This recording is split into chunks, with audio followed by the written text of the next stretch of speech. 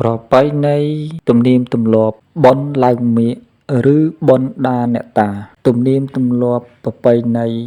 របស់សាសនាដ៏ធំមួយហៅថាព្រហ្មញ្ញសាសនា ដែលជឿនិងគោរពលើព្រះទេវៈដ៏ធំបីគឺព្រះព្រហ្ម ព្រះវិស្ណុ ឬហៅថាព្រះនារាយណ៍ និងព្រះសិវៈ ឬហៅថាព្រះឥសូរ ដែលជាព្រះឥន្ទ្រាធិរាជ មុនសម័យកាលព្រះពុទ្ធសាសនាកើតមានឡើង ឬក្នុងសម័យកាលដែលព្រះសម្មាសម្ពុទ្ធត្រាស់ដឹងឡើងក្នុងលោក ព្រហ្មញ្ញសាសនាគឺជាសាសនាដ៏ធំកំពូលរបស់សព្វសត្វលោកទាំងឡាយ មានការគោរពលើព្រះឥសូរដែលជាស្ដេចទេវតាហៅថាព្រះឥន្ទ្រាធិរាជ ឬដែលហៅថាព្រះព្រហ្ម ដែលពួកទេវតានិងមនុស្សនិងសព្វសត្វនិករទាំងឡាយតែងគោរពបូជា ពួកមនុស្សលើភពផែនដីទាំងឡាយតែងកសាងនូវព្រះវិហារ និងប្រាសាទផ្សេងៗជាច្រើនពាសពេញផែនដី ដើម្បីជាទីសក្ការៈបូជាដ៏ខ្ពង់ខ្ពស់នៅក្នុងព្រហ្មញ្ញសាសនា និងកសាងនូវនិមិត្តរូបនៃព្រះបដិមាមានព្រះព្រហ្ម ព្រះវិស្ណុដែលហៅថាព្រះនារាយណ៍ និងព្រះឥសូរដែលហៅថាព្រះសិវៈ និងលិង្គព្រះឥសូរ និងយោនីព្រះនាងឧមា ដែលជាការតំណាងឲ្យ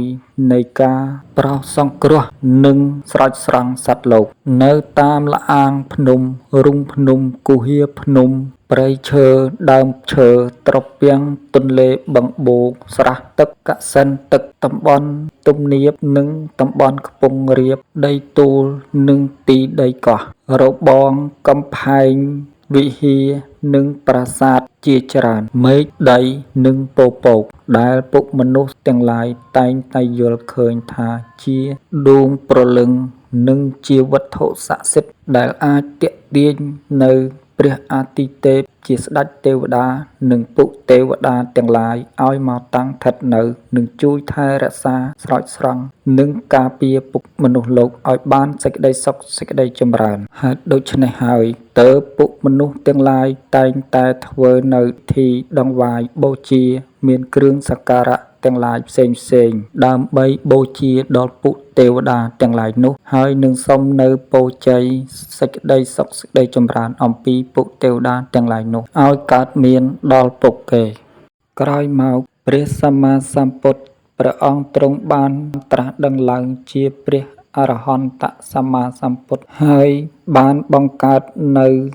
លទ្ធិសាសនារបស់ព្រះអង្គ និងបានដឹកនាំសព្វសត្វលោកមានមនុស្សនិងទេវតាទាំងឡាយឲ្យបានយល់ដឹងនៅក្នុងផ្លូវនៃការរួចផុតចាកទុក្ខ ក្នុងវាលវដ្តសង្សារ ពោលគឺបានចាក់ធ្លុះនៅអរិយសច្ចធម៌ ក្នុងព្រះនិព្វានដែលមិនកើតចាស់ឈឺស្លាប់តទៅទៀត ពួកមនុស្សនិងទេវតាទាំងឡាយបានគោរពជឿតាមដើរតាមលទ្ធិព្រះពុទ្ធសាសនា ទើបព្រះពុទ្ធសាសនានិងព្រហ្មញ្ញសាសនាបានផ្សារភ្ជាប់និស្ស័យចិត្តរបស់ពួកមនុស្សនិងទេវតាទាំងឡាយ ទើបសាសនាពីររួមគ្នាតែមួយ កើតបានជាសាសនាតែមួយ រហូតមកដល់សព្វថ្ងៃ ទំនៀមទម្លាប់ប្រពៃណីរបស់ព្រហ្មញ្ញសាសនា និងទំនៀមទម្លាប់ប្រពៃណីរបស់ព្រះពុទ្ធសាសនាបានរួមបញ្ចូលគ្នាក្នុងព្រះពុទ្ធសាសនាតែមួយគត់ ដែលមានព្រះពុទ្ធសាសនាជាអ្នកដឹកនាំ និងជាអ្នកថែរក្សាគ្រប់គ្រងទំនៀមទម្លាប់ប្រពៃណីវប្បធម៌ទាំងអស់នោះ ហើយការបូជាដង្វាយដល់ពួកទេវតាទាំងឡាយក៏នៅតែមានរហូតមកដល់សព្វថ្ងៃ តាមបែបព្រះពុទ្ធសាសនា ព្រោះពួកមនុស្សយល់ឃើញថាមានតែពួកទេវតាទេដែលជាអ្នកមាននៅសិលវិជ្ជាពូកែស័ក្តិសិទ្ធិ និងមាននៅត្រចៀកទិព្វភ្នាក់ទិព្វ មាននៅឫទ្ធិដ៏ខ្លាំងពូកែដែលអាចជួយថែរក្សាពួកមនុស្សឲ្យរួចផុតអំពីសត្រូវដែលប៉ុនប៉ងយាយី ចង្រៃចង្រក់ ជំងឺឧត្បាតទាំងឡាយផ្សេងៗ